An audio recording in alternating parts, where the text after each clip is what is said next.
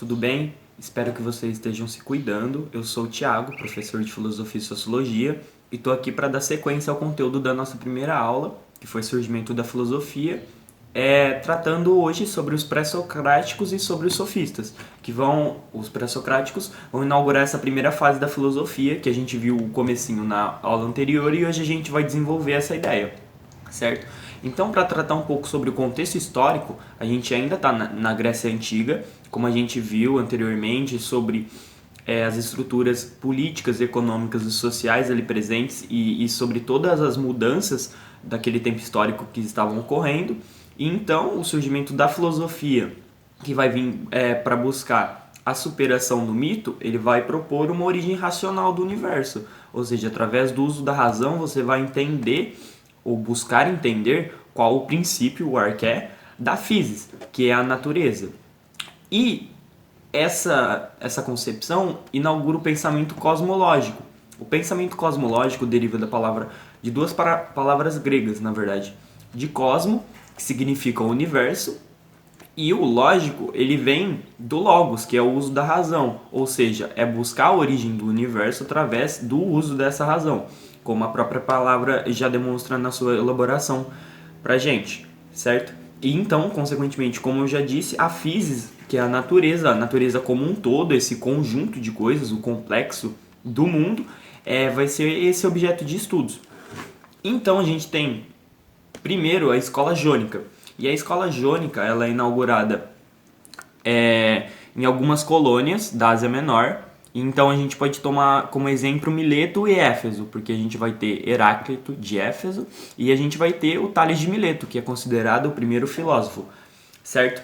E para o Tales ele vai entender que essa physis ela deriva da arqué, que é a água, porque ele, averiguando o mundo e observando, entende que da água tudo vem, né, tudo surge, e para a água tudo retorna. Então todo o início e todo o fim de um ciclo de vida sempre retornaria à água, porque ela é essencial à vida, tanto para sua criação quanto para sua transformação, na concepção do Tales. Claro, além disso, ele vai trazer muitos conceitos geométricos também, que vêm do Egito. Então essas escolas que a gente entende como os pré-socráticos e como a primeira fase da filosofia, como a gente viu na primeira aula, elas estão tendo um contato cultural e uma troca cultural entre civilizações muito grande.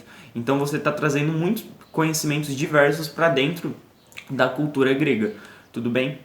Aí dentro dessa escola você também tem um Anaximandro, que também vem de Mileto, e para ele, ao contrário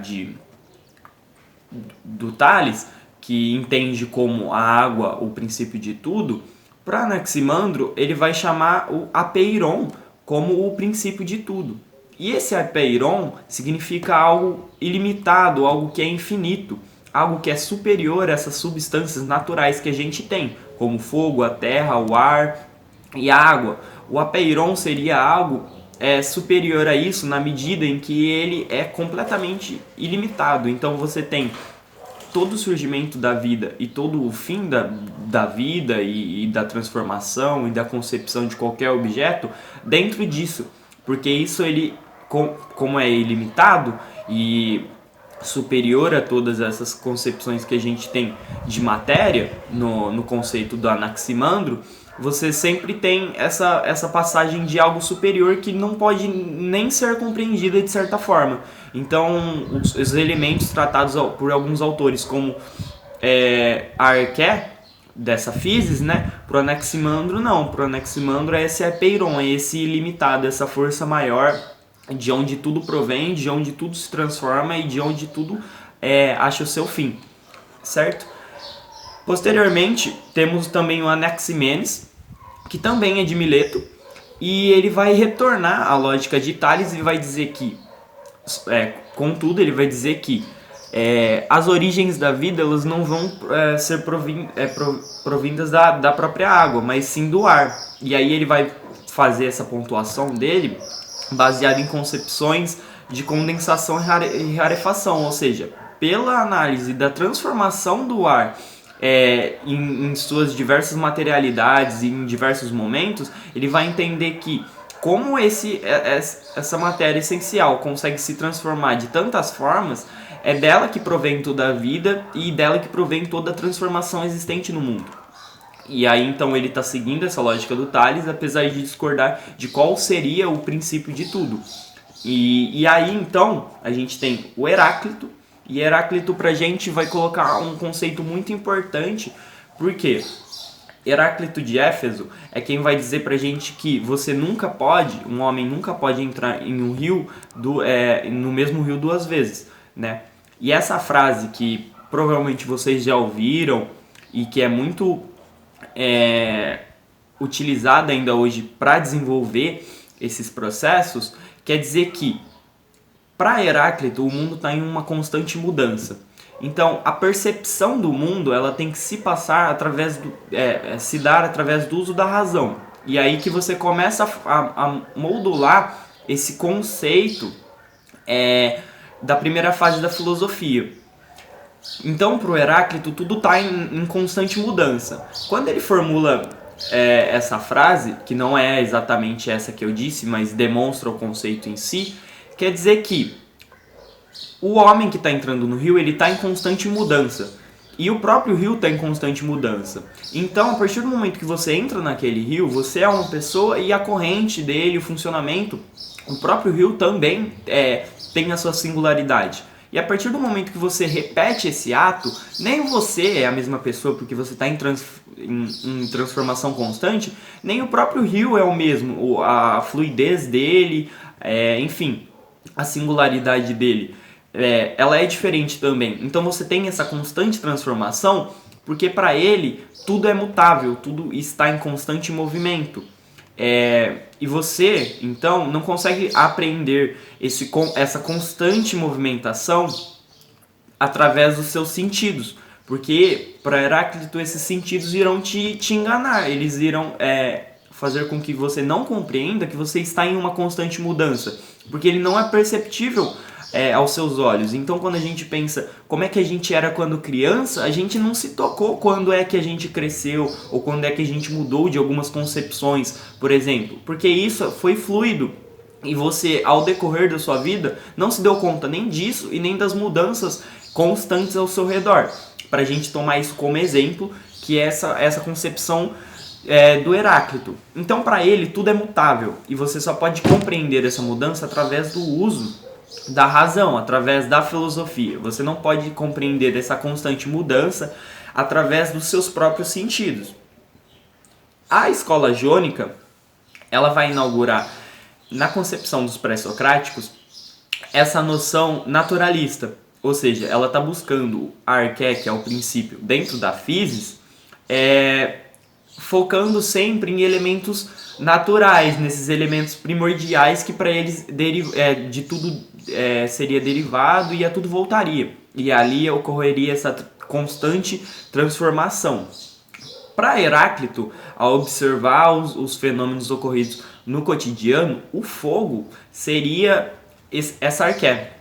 E para ele, o fogo seria essa arqué justamente porque ele vai conceber dois caminhos, o caminho de cima e o caminho de baixo. O caminho de cima e o caminho de baixo ele vai estar se referindo a processos em que você tem a modificação da terra que se transforma em água, e depois através das transformações que essa água pode sofrer, ela pode gerar outros ciclos, sempre se remetendo a esses elementos naturais, mas que tudo isso começaria com o fogo. Então, ou você, como o fogo, por exemplo, influenciando numa rarefação, numa condensação dessa própria água e aí que ela se transforma em outra coisa, ou por exemplo, você através do fogo faria com que a água presente dentro da terra sofresse uma modificação e entrasse em outro estado. Então ele vai conceber esses dois caminhos, o caminho de cima e o caminho de baixo, para dizer pra gente que o fogo ele tem essa transformação e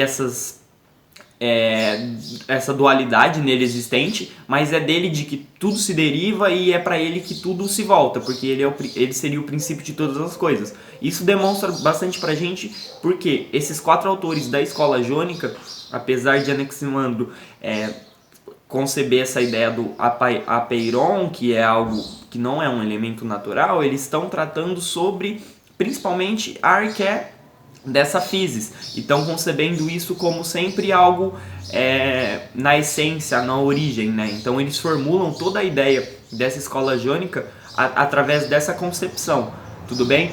E aí é bem importante a gente focar principalmente nessa concepção do Heráclito de que tudo muda, porque ele inaugura um novo debate. Ele vai inaugurar um novo debate que vai se estender tanto para os pré-socráticos quanto para as fases posteriores da filosofia. Então a gente vai ter, por exemplo, Platão e Aristóteles debatendo e sofrendo influências desse pensamento do Heráclito, e também, que a gente vai ver nessa aula também, de Parmênides, que vai ser um contrário a essa concepção, certo?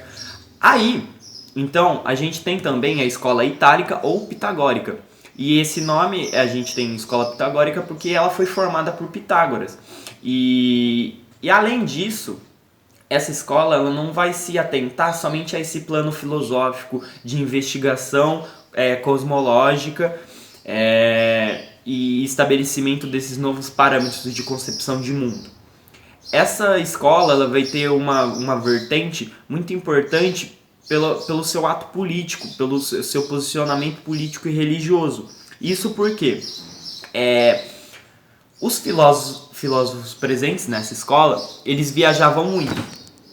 E ao viajar muito, eles entendiam também que a concepção do que é concebido dentro de uma sociedade, das organizações delas, são feitas pelos homens. Algo que também vai ser posto pelos sofistas, que a gente vai averiguar.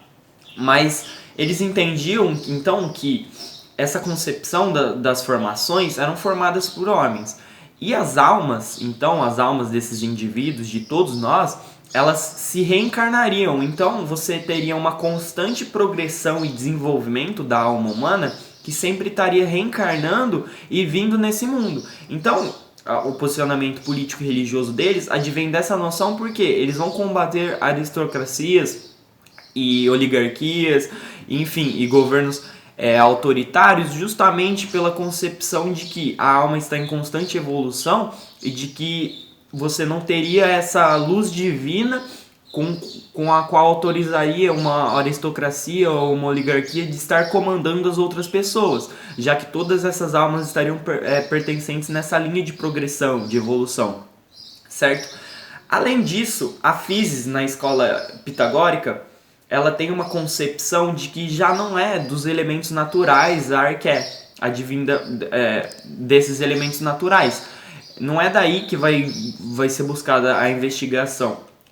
Ela vai tratar em conceitos mais matemáticos, ou seja, todas as medidas do mundo e todas essas investigações poderiam passar por conceitos matemáticos. E aí, quando eu falo de conceitos matemáticos, a gente não está tratando aqui só sobre, por exemplo, adição, subtração, divisão, multiplicação, ou se a gente ficar falando sobre apenas geometria, enfim, e todos os ramos existentes. Aqui ele está tratando de um conceito muito mais amplo, que vai passar por conceitos também um pouco geográficos. Então você vai ter longitude, altitude, você vai ter o volume, você vai ter uma série de conceitos matemáticos que conseguiriam explicar todos os outros conceitos do mundo. Seria essa a linguagem primordial, por assim dizer, né?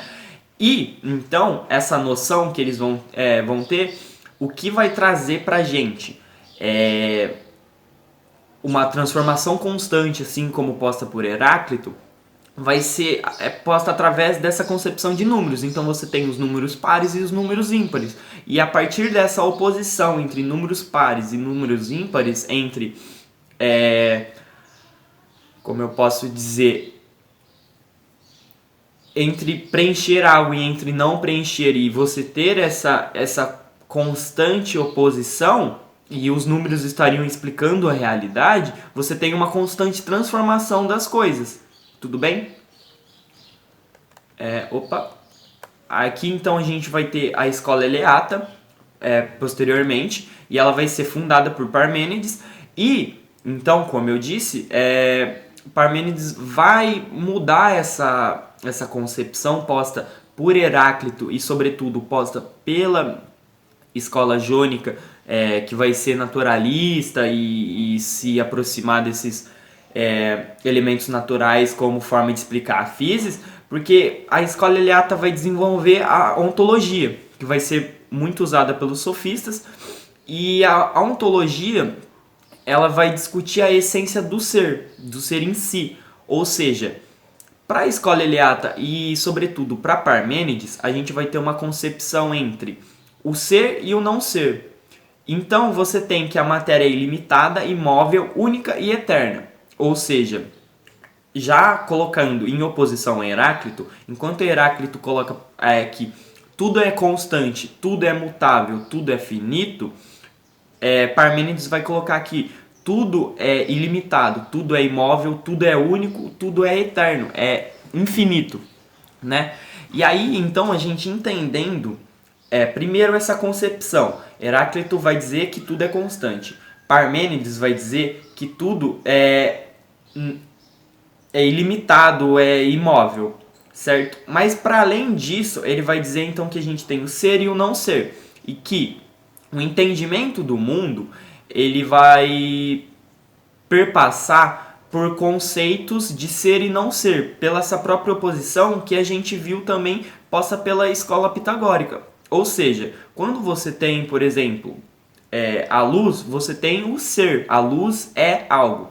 Quando você tem a sombra, que é a oposição à luz, você tem o não ser, que não é algo, certo? Então, o não ser não é um ser, o não ser não é algo, é a oposição de algo. E peço desculpas se fica meio confuso, porque realmente o próprio tema ele é bem complexo, mas então para a gente entender, ele está dizendo que a compreensão do mundo, assim como Heráclito disse, não pode se dar através dos sentidos. Só que a gente tem uma grande diferença. Heráclito entende que tudo é constante e mutável, e por isso você não consegue compreender as coisas pelos sentidos, porque os sentidos te enganariam, e aí como eu dei o exemplo do nosso próprio crescimento, você não consegue constatar essa mudança pelos próprios sentidos. Então você tem que utilizar a razão, mas não quer dizer que os sentidos não formem uma maneira de conhecimento e de que o mundo seja imutável. Apenas você não consegue entender isso através dos sentidos. Você tem que usar a razão para constatar essa grande mudança do mundo e de todas as coisas. Para Parmênides, ele vai dizer que tudo é imutável e de que os sentidos fazem com que você não perceba essa imutabilidade das coisas. Se para Heráclito os sentidos só te distanciam de entender a constante mudança, para Parmênides os sentidos te distanciam de entender o contrário, de que tudo é mutável. Então, para ambos, os sentidos não podem ser utilizados para compreender, só que você tem uma diferença. Para um, tudo é mutável e você constata isso através da razão, e para o outro, tudo é imutável. E ao constatar isso, ao deixar os sentidos de lado, você percebe que você só compreende essas mudanças, essas não mudanças, no caso, do mundo, você só consegue compreender a matéria enquanto si, enquanto ilimitada, através da oposição. Então, ele vai colocar aqui, você não consegue entender o que é o conceito de paz se você nunca tiver entendido qual o conceito de guerra, porque a guerra fará oposição à paz, por exemplo. Então, você nunca consegue entender o porquê você está feliz com algo se você não tiver tido um momento que você tenha ficado triste com isso ou com outra coisa, mas compreendido a oposição do ser, que é o não ser. Então, para ele, novamente, tudo vai ser imutável, tudo vai ser inconstante, tudo vai ser único e eterno. E a partir do momento que você deixa os seus sentidos de lado e começa a compreender o mundo através de uma oposição, você compreende essa imutabilidade. Tudo bem? E aí, então, por fim, a última das 4 escolas vai ser conhecida como escola pluralista ou atomista. E esse nome vem justamente porque Lúcipo e Demócrito vão ser os 2 fundadores do atomismo e que vai trazer o conceito que não é, obviamente, o mesmo exatamente que a gente tem hoje, mas em muitos princípios eles se encontram, que é sobre o átomo. E aí o átomo, então, ele já advém da palavra grega, e então você tem o A como negação, significando não, e você tem o tomo como divisão. Então o átomo em si, na palavra, na essência dela, você está representando a não divisão de algo. Então você está colocando que esses átomos eles vão compor essa físis, essa natureza, e vão ser a arqué dela. Ou seja, desses átomos, dessa não divisão, tudo advém e tudo acaba. E tudo se transforma. E eles vão conciliar ideias conflitantes desses pré-socráticos. Então, principalmente que a gente viu a ideia de Heráclito, da constante mudança, e a ideia de Parmênides, da imutabilidade, da não mudança constante das coisas, da oposição. E essa escola atomista, então, ela vai fazer essa junção a partir do momento que ela vai dizer o quê? Você tem o ser e você tem o não ser. Todas essas transformações ocorridas no mundo, elas seriam postas por dois parâmetros. Enquanto você tem o átomo, você tem o ser, que são coisas imutáveis e de onde tudo é gerado.